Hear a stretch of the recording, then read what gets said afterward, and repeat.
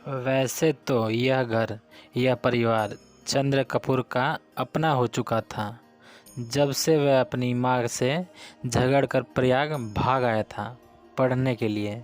यहाँ आकर बीए में भर्ती हुआ था और कम खर्च के ख्याल से चौक में एक कमरा लेकर रहता था। तभी डॉक्टर शुक्ला उसके सीनियर टीचर थे और उसकी परिस्थितियों से अवगत थे। चंद्र की अंग्रेजी बहुत ही अच्छी थी और डॉक्टर शुक्ला उससे अक्सर छोटे छोटे लेख लिखवाकर पत्रिकाओं में भिजवाते थे।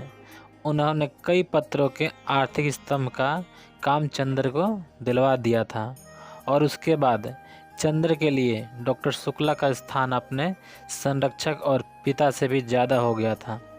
चंद्र शर्मीला लड़का था, बेहद शर्मीला।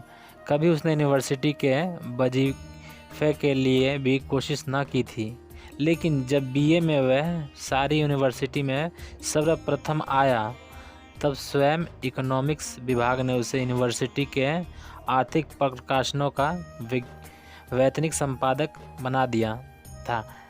एमए में भी वह सर्वप्रथम आया और उसके बाद उसने रिसर्च ले ली। उसके बाद डॉक्टर शुक्ला यूनिवर्सिटी से हटकर ब्यूरो में चले गए थे। अगर सब पूछा जाए तो उसके सारे कैरियर का श्रेय डॉक्टर शुक्ला को था, जिन्होंने हमेशा उसकी हिम्मत बढ़ाई और उसको अपने लड़के से बढ़कर माना। अपनी सारी मदद के बावजूद डॉक्टर शुक्ला ने उससे इतना अपनापन बनाए रखा कि वैसे धीरे धीरे चंद्र सारी गौरियत खो बैठा। यह उसे खुद नहीं मालूम। यह बंगला, इसके कमरे, इसके लॉन, इसकी किताबें, इसके निवासी, सभी कुछ जैसे उसके अपने थे और सभी का उससे जाने कितने जन्मों का संबंध था। और यह नन्ही दुबली पतली रंगीन चंद्र किरण सी सुधा जब आज से वर्षों पहले यह 7वीं पास करके अपनी बुआ के पास से यहाँ आई थी, तब से लेकर आज तक कैसे वह भी चंद्र की अपनी होती गई थी, इसे चंद्र खुद नहीं जानता था। जब वह आई थी तब वह बहुत शर्मीली थी, बहुत भोली थी। 8वीं में पढ़ने के बावजूद वह खाना खाते वक्त रोती थी, मचलती थी तो अपनी कॉपी फाड़ डालती थी और जब तक डॉक्टर साहब उसे गोदी में बिठाकर नहीं मनाते थे वह स्कूल नहीं जाती थी। 3 बरस की अवस्था में ही उसकी माँ चल बसी थी और 10 साल तक वह अपनी बुआ के पास एक गांव में रही थी। अब 13 वर्ष की होने पर गांव वालों ने उसकी शादी पर जोर देना और शादी ना होने पर गांव की औरतों ने हाथ नचाना और मुंह मटकाना शुरू किया। तो डॉक्टर साहब ने उसे इलाहाबाद बुलाकर 8वीं में भर्ती करा दिया। जब वह आई थी तो आधी जंगली थी। तरकारी में घी कम होने पर वह महाराजिन का चौका जूठा कर देती थी और रात में फूल तोड़कर न लाने पर अक्सर उससे माली को दांत भी काट खाया था। चंद्र के जरूर वह बेहद डरती थी, पर न जाने क्यों चंद्र भी उससे नहीं बोलता था। लेकिन जब 2 साल तक उसके ये उपद्रव जारी रहे और अक्सर डॉक्टर साहब गुस्से के मारे उसे ना साथ खिलाते थे और ना उससे बोलते थे, तो वह रो रो कर और सिर पटक पटक कर अपनी जान आधी कर देती थी। तब अक्सर चंद्र ने पिता और पुत्री का समझौता कराया था। अक्सर सुधा को डांटा था, समझाया था और सुधा घर भर से अल्हड़ पुरवाई और विद्रोही झोंके की तरह तोड़फोड़ मचाती रहने वाली सुधा चंद्र की आंख के इशारे पर सुबह की नसीम की तरह शांत हो जाती थी। कब और क्यों उसने चंद्र के इशारों का यह मौन अनुशासन स्वीकार कर लिया था, यह उसे खुद नहीं मालूम था और यह सभी कुछ इतने स्वाभाविक ढंग से, इतना अपने आप होता गया कि दोनों में से कोई भी इस प्रक्रिया से वाकिफ़ नहीं था। कोई भी इसके प्रति जागरूक न था। दोनों का एक दूसरे के प्रति अधिकार और आकर्षण इतना स्वाभाविक था जैसे शरद की पवित्रता या सुबह की रोशनी। और मज़ा तो यह था कि चंद्र की शक्ल देखकर छिप जाने वाली सुधा इतनी ढीठ हो गई थी कि उसका सारा विद्रोही, सारी झंझलाहट, मिजाज की सारी तेजी, सारा तीखापन और सारा लड़ाई झगड़ा सभी की तरफ से हटकर चंदर की ओर केंद्रित हो गया था। वह विद्रोहिनी अब शांत हो गई थी, इतनी शांत, इतनी सुशांत, इतनी विनम्र, इतनी मिष्टभाषणी कि सभी को देखकर ताज्जुब होता था।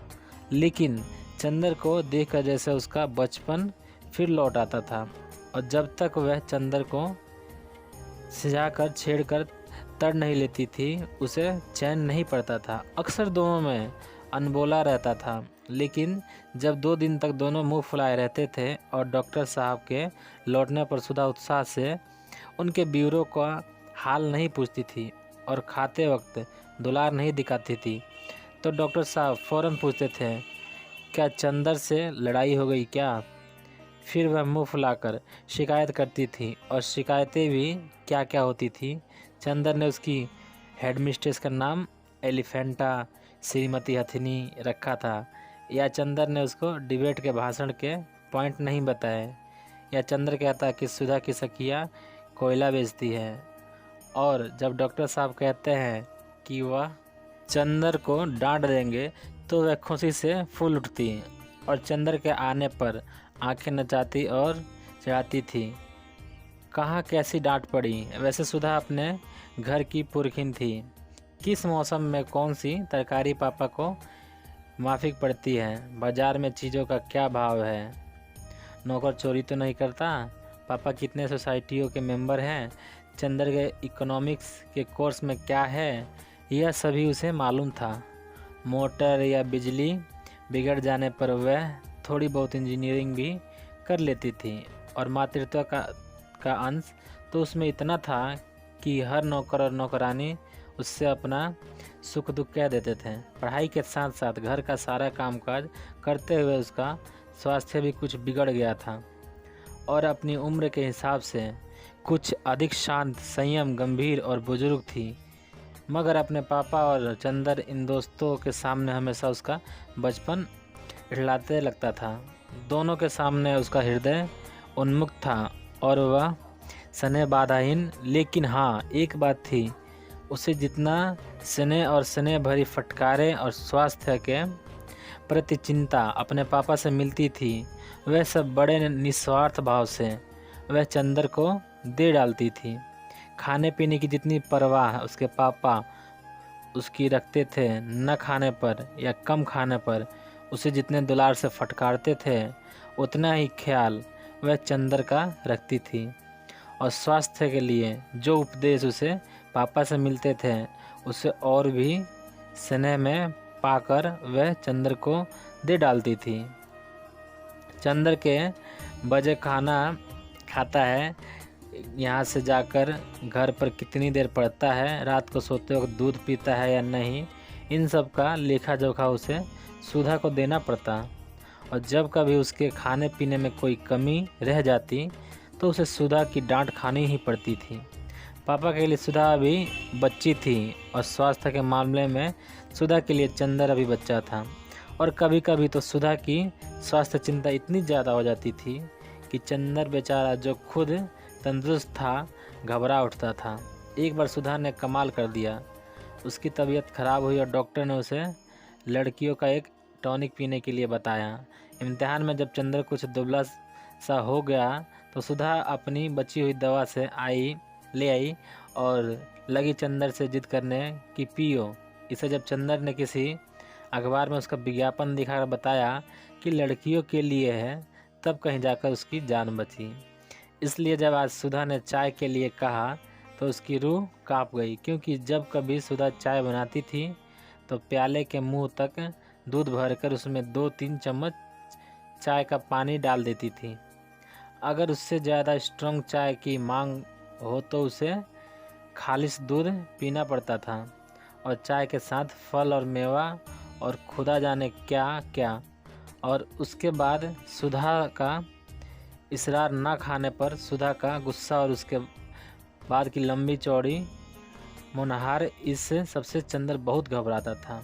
लेकिन जब सुधा उसे स्टडी रूम में बिठाकर जल्दी से चाय बना लाई तो उसे मजबूर होना पड़ा, और बैठे बैठे निहायत बेबसी से उसने देखा कि सुधा ने प्याले में दूध डाला और उसके बाद थोड़ी सी चाय डाल दी। उसके बाद अपने प्याले में चाय डालकर और 2 चम्मच दूध डालकर अपने आप ठाठ से पीने लगे और बेतकल्लुफ़ी से दूधिया चाय का प्याला चंदर के सामने खिसकाकर बोली, पीजिए, नाश्ता आ रहा है। चंदर ने प्याले को अपने सामने रखा और उसे चारों तरफ घुमाकर देखता रहा कि किस तरफ से उसे चाय का अंश मिल सकता है। जब सभी और से प्याले में क्षीरसागर नज़र आया तो उसने हार कर प्याला रख दिया। क्यों पीते, क्यों नहीं? सुधा ने अपना प्याला रख दिया। पिए क्या, कहीं चाय भी हो तो? और क्या खालिस चाय पीजिएगा? दिमागी काम करने वाले को ऐसी ही चाय पीनी चाहिए। तो मुझे सोचना पड़ेगा कि मैं चाय छोड़ूं या रिसर्च। ना ऐसी मुझे पसंद है, ना ऐसी दिमागी काम। तो आपको विश्वास नहीं होता? मेरी क्लास फेलो है, गेसु काजमी, सबसे तेज़ लड़की है। उसकी अम्मी उसे दूध में चाय उबाल कर देती है। क्या नाम है तुम्हारी सखी का? गेसु। बड़ा अच्छा नाम है। और क्या, मेरी सबसे घनिष्ठ मित्र है और उतनी ही अच्छी है जितना अच्छा नाम। ज़रूर ज़रूर, मुँह बिचकाते हुए चंदर ने कहा, और उतनी ही काली होगी जितने काले गेसु। दत्त, शर्म नहीं आती किस लड़की के लिए ऐसा कहते हुए? और हमारे दोस्तों की बुराई करती हो?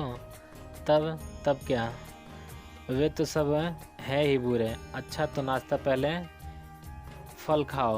और वह प्लेट में छिल कर संतरा रखने लगी। इतने में ज्यों ही वह झुककर एक गिरे हुए संतरे को नीचे से उठाने लगी कि चंदर ने झट से उसका प्याला अपने सामने रख लिया और अपना प्याला उधर रख दिया। शांत चित्त से पीने लगा। संतरे की फरकी उसके और बढ़ाते हुए ज्यों ही उसने एक घुट चाय पी तो चौंक कर बोली, अरे यह क्या हुआ? कुछ नहीं, हमने उसमें दूध डाल दिया। तुम्हें दिमागी काम बहुत रहता है। चंदर ने ठाठ से चुप घूंटते हुए कहा। सुधा कुढ़ गई, कुछ बोली नहीं। चाय ख़त्म करके चंदर ने घड़ी देखी। अच्छा लाओ, क्या टाइप कराना है? अब बहुत देर हो रही है। बस यहाँ तो 1 मिनट बैठना बुरा लगता है और आपको हम कहते हैं कि नाश्ते और खाने के वक्त आदमी को जल्दी नहीं करनी चाहिए। बैठिए ना। अरे तो तुम्हें कॉलेज की तैयारी नहीं करनी है? करनी क्यों नहीं है? आज तो गेसु को मोटर पर लेते हुए तब तक जाना है। तुम्हारी गेसु और कभी मोटर पर चढ़ी है? जी, वह साबिर हुसैन काजमी की लड़की है। उसके यहाँ 2 मोटर हैं और रोज़ तो उसके यहाँ दावतें भी होती रहती हैं। अच्छा, हमारी तो दावत कभी नहीं की। ओहो, गेसु के यहाँ दावत खाएंगे। इसी मुँह से जनाब उसकी शादी भी तय हो गई है। अगले जाड़ों तक शायद हो भी जाए। छी, बड़ी ख़राब लड़की हो। कहाँ रहता है ध्यान तुम्हारा? सुधा ने मजाक में पराजित कर बहुत विजय भरी मुस्कान से उसकी ओर देखा। चंदर ने झेंप कर निगाह नीची कर ली तो सुधा पास आकर चंदर का कंधा पकड़कर बोली, अरे उदास हो गए? नहीं भैया, तुम्हारा भी ब्याह करवाएंगे। घबराते क्यों हो? और एक मोटी सी इकोनॉमिक्स की किताब उठाकर बोली, लो, इस मुटकी से ब्याह करोगे तो बातचीत कर लो। तब तक वे निबंध ले आऊँ टाइप कराने वाला। चंदर ने खिसिया कर बड़ी जोर से सुधा का हाथ दबा दिया। हाय रे! सुधा ने हाथ छुड़ाकर मुंह बनाते हुए कहा, लो बाबा, हम जा रहे हैं। काहे बिगड़ रहे हो आप?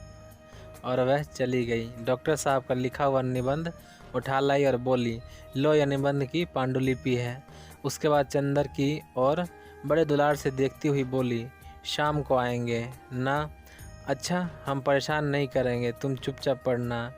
जब रात को पापा आ गए तो उन्हें निबंध की प्रतिलिपि देकर चले जाना। नहीं, आज शाम को मेरी दावत है ठाकुर साहब के यहाँ, तो उसके बाद आ जाना। और देखो, अब फरवरी आ गई है। मास्टर ढूंढ दो हमें। नहीं पे सब झूठी बात है, हम कल सुबह आएंगे। अच्छा, तो सुबह जल्दी आना। और देखो, मास्टर ताना मत भूलना। ड्राइवर तुम्हें मुखर्जी रोड पहुंचा देगा। वह कार में बैठकर गया और कार स्टार्ट हो गई कि फिर सुधा ने पुकारा। वह फिर उतरा। सुधा बोली, लो, ये लिफाफा तो भूल ही गए थे, पापा ने लिख दिया है, उसे दे देना। अच्छा कहकर फिर चंदर चला कि फिर सुधा ने पुकारा, सुनो एक बार, मैं क्यों नहीं कह देती सब। चंदर ने झल्ला कर कहा, अरे बड़ी गंभीर बात है, देखो वहाँ कुछ ऐसी वैसी बात मत करना, लड़की से करना, उसके यहाँ 2 बड़े बड़े बुलडॉग है। कहकर उसने गाल फुलाकर आंख फैलाकर ऐसी बुलडॉग का भंगिया बनाई कि चंदर हंस पड़ा। सुधा भी हंस पड़ी। ऐसी थी सुधा और ऐसा था चंदर।